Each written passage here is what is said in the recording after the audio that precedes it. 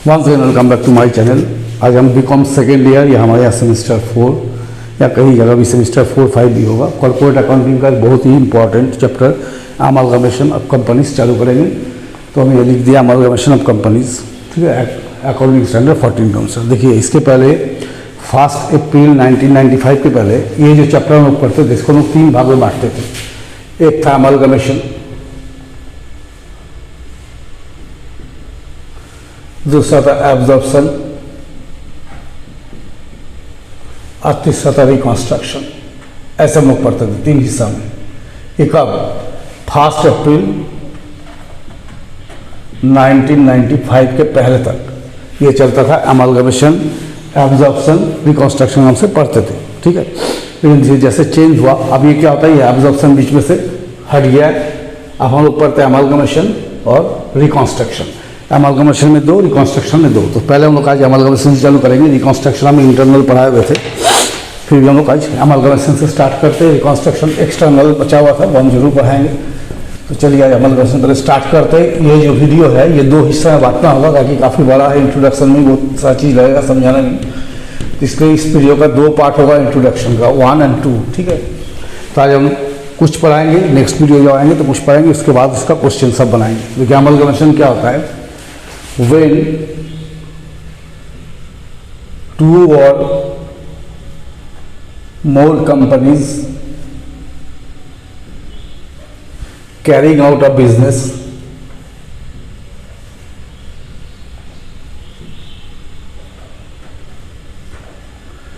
like a nature and combined together to form a new company known as amalgamation। देखिए amalgamation क्या होता है, जब एक ही नेचर के बिजनेस करने वाले 2 या 2 से अधिक कंपनी आपस में मिलकर, मानी किसी फाइनेंशियल डिफिकल्टीज में दोनों कंपनी चल रहा है, दोनों कंपनी के फाइनेंशियल डिफिकल्टीज है और एक ही नेचर का बिजनेस करता है। तो जब 2 या 2 से अधिक कंपनी जो एक ही नेचर का बिजनेस करता है आपस में मिलके पुराना बिजनेस को ख़त्म करके एक नया कंपनी की स्थापना करता है, अर्थात दोनों मिल जाता है, मिल के एक नया बिजनेस बनाता है, उसको बोलते हैं अमालगमेशन। सपोज कीजिए ये ए लिमिटेड है और ये बी लिमिटेड है, दोनों ही माने क्लॉथ मिल है, ये भी क्लॉथ मिल है। दोनों का फाइनेंशियल पोजीशन क्या हो गया, वीक हो गया। ये भी फाइनेंशियली वीक हो गया, ये भी फाइनेंशियली वीक हो गया। अब ये दोनों चल नहीं पा रहा है, तो ये दोनों कंपनी डिसाइड करके चलो वो मिल जाते, मिल के एक नया कंपनी फॉर्म करते, सी लिमिटेड। दोनों का नेचर ऑफ बिजनेस क्या रहेगा, सेम रहेगा। दोनों का बिजनेस क्या है, क्लॉथ मिल, क्लॉथ मिल। ये लोग दोनों मिल के एक नया बना दिया, ये भी क्या हो गया, क्लॉथ मिल। तो ये जो हम लोग है इसको हम लोग बोलते हैं vendor company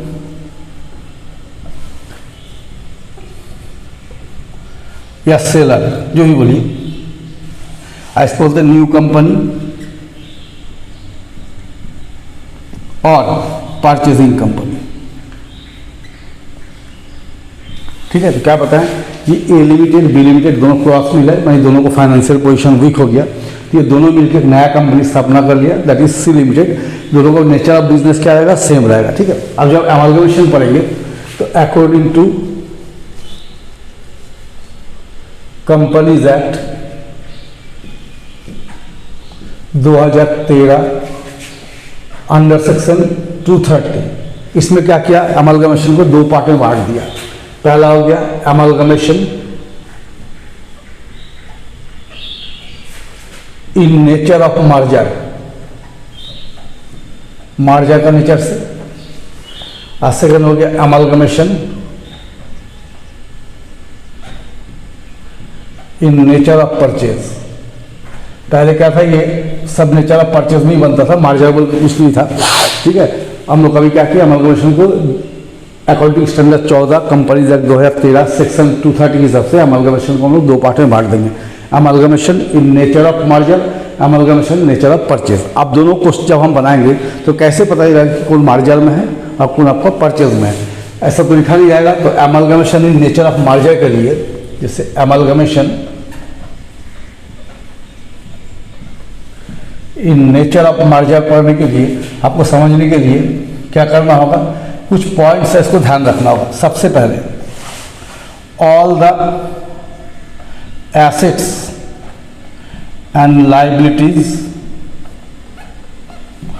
of vendor company, माने सेलर कंपनी, वेंडर और seller company become the assets and liabilities of new company. अर्थात जितना भी पुराना एसेट्स और लाइबिलिटी है सब नया कंपनी में ट्रांसफर हो जाएगा, जितना है सब total. Second, all the assets and liabilities of vendors company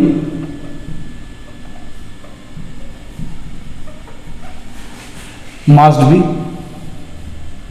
transferred to new company at their book value. कैसे ट्रांसफर करना होगा, बुक वैल्यू में, मतलब वैल्यू चेंज नहीं होगा। ठीक है, जितना भी एसेट लाइबिलिटी है सब वेंडर कंपनी का नया कंपनी में चला जाएगा। जितना भी एसेट लाइबिलिटी है सारा बुक वैल्यू में ट्रांसफर होगा। At least 90% of share capital of new company must be held by shareholder of vendor company। नया कंपनी का जितना भी शेयर है उसका 90% कम से कम पुराने कंपनी का शेयर होल्डर के पास रहना चाहिए। जैसे मैंने 10,000 शेयर है, नया कंपनी में 10,000 शेयर है तो इसका 90% मतलब कितना हो गया, 9,000 शेयर। ये 9,000 शेयर पुराने कंपनी के शेयर होल्डर के पास रहना चाहिए। Number 4, payment of purchase price must be in form of share. पुराना कंपनी का जो भी नया कंपनी है, पुरानी कंपनी को पेमेंट करना होगा ना, तो पुरानी कंपनी को जो भी पेमेंट करेगा वो शेयर में होना चाहिए। ठीक है, दूसरी चीज में शेयर में। In case of any fraction in share, ठीक है, फ्रैक्शन इन शेयर का मतलब शेयर का भी 10.5 शेयर नहीं हो सकता। 10 होगा, 11 होगा, 12 होगा, 10,000 होगा। पॉइंट के बाद अगर कोई फ्रैक्शन आता है तो वो तो शेयर में नहीं हो सकता। आधा शेयर तो हो नहीं सकता है, पौना शेयर तो हो नहीं सकता है। तो अगर कोई फ्रैक्शन है तो then it's must be paid in cash. इसको क्या करना होगा, कैश में देना होगा। तो क्या बताएं कि पुराना कंपनी को जो हम पेमेंट करेगा नया कंपनी, तो सारा पेमेंट शेयर से होना चाहिए। अगर कोई फ्रैक्शन रह जाता है तो उसको हम लोग कैश में करेंगे। और number 5, nature of business must be same as before. इसका मतलब क्या हो गया कि जो बिजनेस था, बिजनेस का नेचर सेम रहेगा। तो अमालगमेशन नेचर ऑफ मर्जर जब पढ़ेंगे तो ये 5 पॉइंट हमको ध्यान रखना है। फिर वो पढ़ देते क्या है, all the assets and liabilities of vendor company become the assets and liability of new company. पुराना कंपनी का जितना भी एसेट्स और लाइबिलिटी है सारा नया कंपनी में ट्रांसफर हो जाएगा। All the assets and liability of old company या वेंडर कंपनी या share company must B transfer eight their book value. कैसे ट्रांसफर करना है, बुक वैल्यू में, वैल्यू चेंज नहीं करना है। थर्ड हम लिखें एटलीस्ट 90% शेयर, पुराना कंपनी के शेयर होल्डर को नया कंपनी में 90% शेयर कम से कम मिलना चाहिए। नंबर 4 है कोई भी पेमेंट परचेस प्राइस जो नया कंपनी देगा तो पुराना कंपनी को पेमेंट करेगा। तो पुराना कंपनी की जो पेमेंट होगा वो पेमेंट आपको शेयर में होना चाहिए। In case of any fraction, अगर शेयर में कोई फ्रैक्शन वगैरह आ रहा है तो उसको हम लोग कैश में डील कर लेंगे। और nature of business must be same, nature of business क्या आ जाएगा, सेम हो जाएगा। तो ये हो गया नेचर ऑफ मर्जर। आप बोलिएगा तो सर नेचर ऑफ परचेज में क्या होगा, तो नेचर ऑफ परचेज में क्या होगा कि इसमें से कोई एक पॉइंट भी अगर मिस हो जाता है, ये 5 पॉइंट में से किसी एक पॉइंट भी अगर मिस होता है तो उसको हम नेचर ऑफ परचेज में लेके चले जाएंगे। फिर समझ लीजिए कि नेचर ऑफ मर्जर में हम लोग ये 5 पॉइंट को ध्यान में रखेंगे। इस 5 पॉइंट में से अगर एक पॉइंट भी मिसिंग हो जाता है तो उसको हम लोग कहाँ लेके चले जाएंगे, नेचर ऑफ परचेज में। ठीक है, अब आता है परचेज प्राइस। देखिए जब नया कंपनी पुराना कंपनी को खरीदेगा तो उसको क्या देना पड़ेगा, परचेज प्राइस देना पड़ेगा। ठीक है, तो उसको भी हम लोग डील करते हैं। पहले थोड़ा मिटा लें,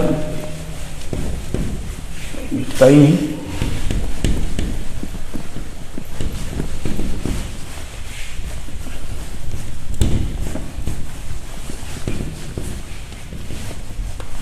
देखिए पहले हो गया purchase price. When new company takes over the business of old मतलब vendor company, then it's paid a price to old company known as purchase price। तो हम लोग क्या बोलेंगे, परचेस प्राइस। ठीक है, तो परचेस प्राइस आपको दो तरह से दिया जाता है, एक हो गया नेट पेमेंट मेथड और दूसरा हो गया नेट एसेट मेथड। दो तरह से परचेस प्राइस देंगे, नेट पेमेंट मेथड से या नेट एसेट मेथड से। नेट पेमेंट मेथड में कैसे होगा, नेट पेमेंट मेथड में जब हम जाएंगे तो इस पर आपको होगा शेयर कैपिटल प्लस डिवेंचर, ऐसे दे सकते हैं, प्लस कैश। ये क्वेश्चन में दिया जाएगा कि कितना का शेयर मिला, कितना का डिवेंचर दिया, कितना का कैश दिया। और नेट एसेट मेथड में क्या होगा, नेट एसेट मेथड में परचेस प्राइस निकलेगा इस तरह से, total assets taken over by new company. New company कितना एसेट लिया इसका लिख देंगे, less total liabilities taken over by new company. New company कितना लाइबिलिटी लिया इसको माइनस कर देंगे, ये जो आ जाएगा ये जो है परचेस प्राइस। समझ गए, परचेस प्राइस क्या होता है, दो तरह से निकलेगा, एक होगा नेट पेमेंट मेथड, एक निकलेगा net asset method. Net payment method में क्या करना है कि दिया रहेगा क्वेश्चन में क्या क्या मिला, शेयर कैपिटल डिवेंचर कैश जो मिला सबको जोड़ देंगे तो निकल जाएगा परचेस प्राइस। और नेट एसेट जहाँ रहेगा हमको निकालना पड़ेगा कि कितना का एसेट्स नया कंपनी लिया और कितना का लाइबिलिटी लिया, माइनस कर देंगे तो क्या आ जाएगा परचेस प्राइस। ठीक है, अब देखिए इसका हम लोग कुछ जर्नल एंट्रीज करेंगे, वो हम लोग देखेंगे यहाँ पर। मिटता ही बहुत मुश्किल है, थोड़ा सा टाइम लगेगा मिटाने में। तो इसमें जर्नल एंट्री जब करेंगे तो दोनों पार्टी का बुक में एंट्री करना होगा। तो आज हम क्या करेंगे, एक पार्टी का एंट्री दिखाएंगे और अगला क्लास में जब आएंगे तो उसमें भी सेकंड पार्टी जो न्यू कंपनी उसको एंट्री करके दिखाएंगे।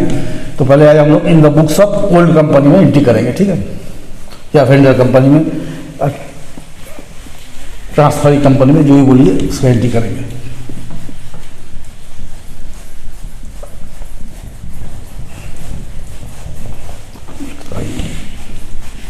एक वीडियो में करेंगे काफ़ी लंबा हो जाएगा, इसलिए दो वीडियो में इंट्रोडक्शन करेंगे, उसके बाद हम लोग क्वेश्चन स्टार्ट करेंगे बनाना।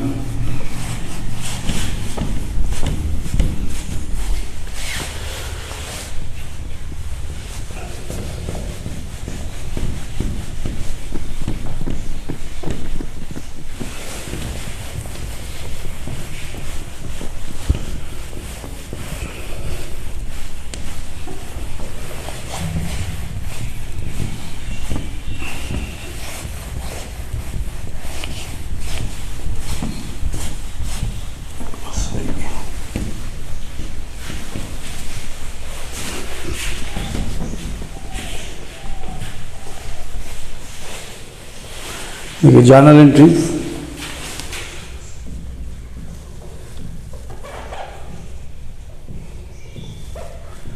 In the books of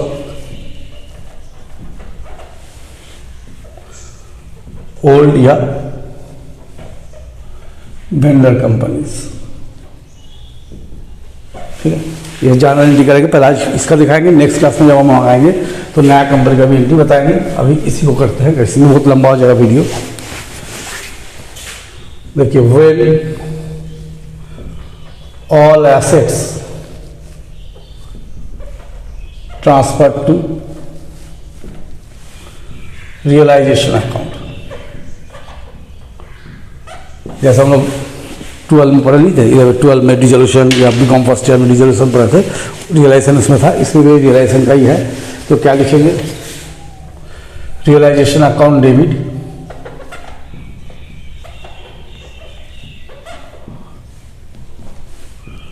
to sundry assets account, सारा assets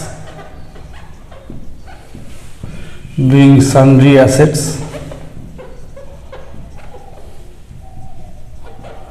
transfer to realisation account. ये सारा एसेट को क्या करेंगे, रियलाइजेशन में ट्रांसफर कर देंगे। एक नंबर एंट्री देखिए, अगर कैश बैंक को कुछ नहीं बोला तो कैश बैंक को भी ट्रांसफर कर लेंगे। अगर लिख दिया कैश बैंक नहीं लिया है तो कैश बैंक को नहीं लिख के हम लोग क्या करेंगे, उसको कैश एंड बैंक अकाउंट का ओपनिंग बैलेंस दिखा देंगे। ठीक है। Second, for liabilities, liability mean outside है ना, liabilities transfer to realisation account. जो लाइबिलिटी ट्रांसफर करना कीजिए, जैसे तो sundry liabilities account debit to realisation account being sundry liabilities transfer to realisation account. Number 3, for purchase price due, जब नया company से परचेस प्राइस ड्यू होगा तो new companies account debit to realisation account being purchase price due from new company। कोशिश करते कि सब अट जाए। देखिए number 4, for purchase price received, जब परचेस प्राइस मिल जाएगा, अगर शेयर भी मिला, shares in new company account debit, debenture में मिला तो debentures in new company account debit, cash मिला तो bank account debit to new company account. Being purchase price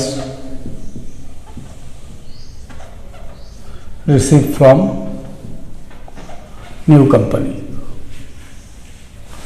देखिए number 4, 5, for any liability which are not taken by new company discharged by old company itself। कभी कभी क्या होता है कि कोई लाइबिलिटी नया कंपनी नहीं लेता है तो उसको पुराना कंपनी को पेमेंट करना पड़ता है, तो ये एनपी लिख दिया बगल में, ये नेचर ऑफ परचेज में ही होगा ना, मार्जिन में नहीं होता है। तो liabilities account debit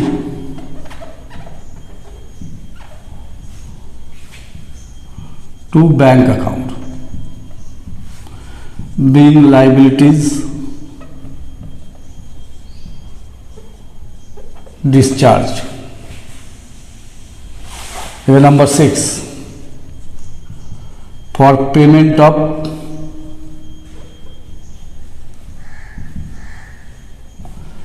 liquidation expenses, जब ये कंपनी को बंद करने का खर्चा पेमेंट करेगा तो उसके लिए क्या करेंगे, realisation account debit to bank account being liquidation expenses paid off। नंबर 7 लिखिए, for debenture holders are due for payment with premium. अगर प्रीमियम से ड्यू होगा, जैसे 10,000 का डिवेंचर है तो 1,000 प्रीमियम देकर 11,000 पेमेंट करना है, तो debenture account debit, realisation account debit to debenture holder, being debenture holders are due for payment with premium। ऐसा भी हो सकता है when debenture holders are due for payment after discount, कि कम पैसा जो है, ये 10,000 है तो 9,500 भी सेटलमेंट हो रहा है। यहाँ करेंगे debenture account debit to debenture holder to realisation account, being debenture holders are due for payment after discount. ये हो गया। तो दो चीज दिखा, एक प्रीमियम में, एक डिस्काउंट में। Number 9 for payment to debenture holder, जब डिवेंचर होल्डर को पेमेंट कर देंगे तो डिवेंचर होल्डर डेबिट, अगर कैश में पेमेंट किए तो टू बैंक अकाउंट, नया डिवेंचर दिए तो टू न्यू डिवेंचर अकाउंट, और शेयर दिए तो शेयर कैपिटल अकाउंट। जैसे पेमेंट देंगे वैसे करेंगे, है ना। Being debenture holders are paid off, तो देखिए इस पर डिवेंचर में ज़्यादा ध्यान दीजिएगा। दो कंडीशन बताएं, एक प्रीमियम में, एक डिस्काउंट में। और जब पेमेंट करेंगे तो कैश दिए तो बैंक, अगर नया डिवेंचर दिए तो नया डिवेंचर, और शेयर कैपिटल दिए तो शेयर कैपिटल। तो ऐसे लिखेंगे debenture in new company, share capital in new company, ठीक है। For preference shareholders are due for payment with premium, जब प्रीमियम से ड्यू करेंगे।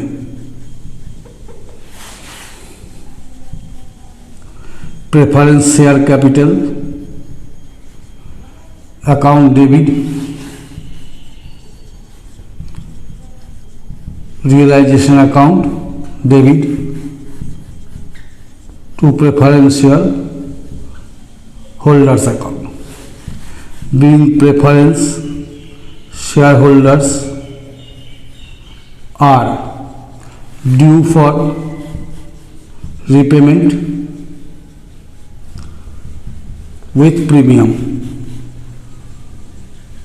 ठीक।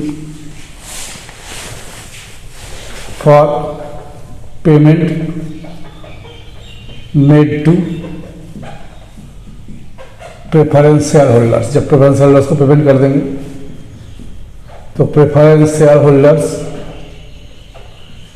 डेबिट, अगर कैश दिए तो टू बैंक, और नया शेयर दिए तो share in new company. Being preference share holders are paid of.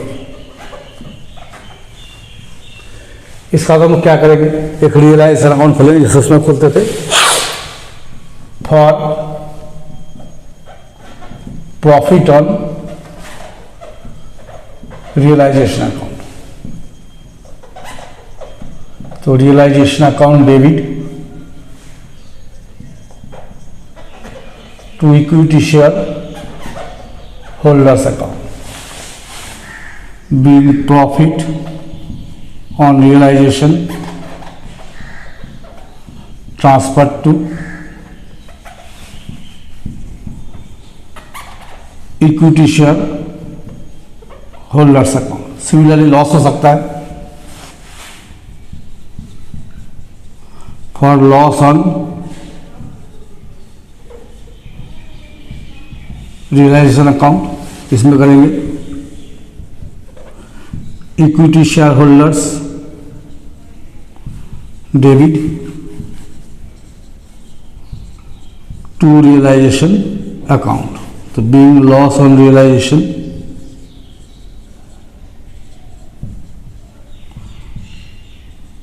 Transfer to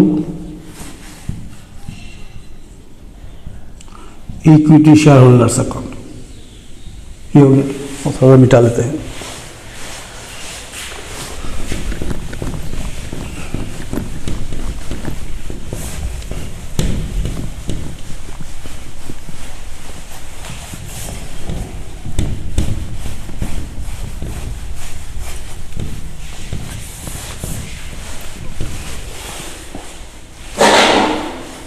ये 14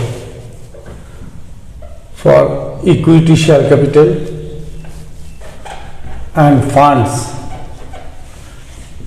transferred to equity share holders account। देखिए जब इक्विटी शेयर होल्डर को ड्यू करेंगे, equity share capital account debit, reserve fund है तो reserve fund account debit मानी PL है तो स्टेटमेंट ऑफ पीएल डेबिट मानी प्रीमियम है तो सिक्योरिटीज प्रीमियम रिजर्व डेबिट। फिर मानी कैपिटल रिजर्व है तो कैपिटल रिजर्व जो जा सकता है, बहुत सारा फंड होता है। डिविडेंड इक्वलाइजेशन है तो डिविडेंड इक्वलाइजेशन फंड डेबिट जो आएगा इसमें, और भी बहुत सारा फंड होता है। तो to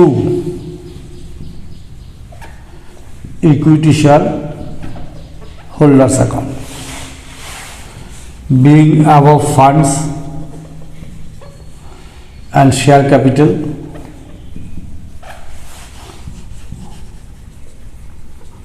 transfer to equity share holders account. देखिए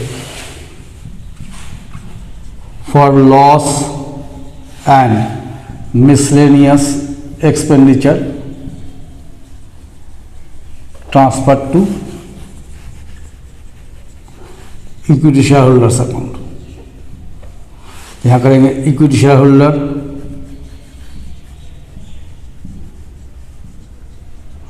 डेबिट, लॉस है तो स्टेटमेंट ऑफ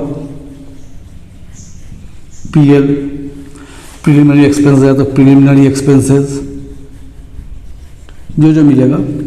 माने डिस्काउंट ऑन डिवेंचर है तो discount on debenture, advertisement suspense है तो एडवर्टाइजमेंट सस्पेंस जो मिलेगा इसमें। Being loss and miscellaneous expenditure transfer to equity share holders. और एक एंट्री इसमें करेंगे हम लोग, तो ऊपर से मिटा देते हैं।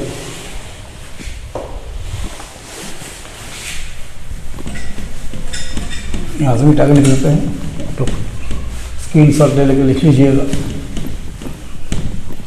आज सिर्फ हम पुराना का दिखाएंगे, नया का नेक्स्ट क्लास में लिखेंगे, लेकिन बड़ा हो जाएगा बहुत ज़्यादा, हाथ भी दुखने लगता है।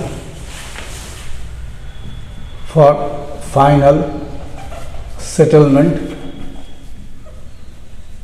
ऑफ इक्विटी शेयर होल्डर्स, तो कैसे करेंगे? Equity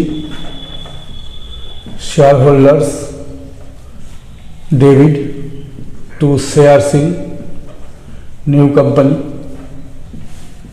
to bank account doing final settlement made. तो ये 16 एंट्री, एक दो एंट्री हम बढ़ा सकते थे, लेकिन जितना जवाब भर का है उतना ही लिख दिए। तो अमलगमेशन के ये क्लास में हम लोग आज सिर्फ पुराना कंपनी का देखेंगे, नेक्स्ट क्लास में हम नया कंपनी का बताएंगे, और उसके बाद रेगुलरली हम लोग क्या करेंगे, क्वेश्चन बनाना चालू करेंगे, कुछ वर्किंग्स होगा उसको भी हम लोग दिखाएंगे।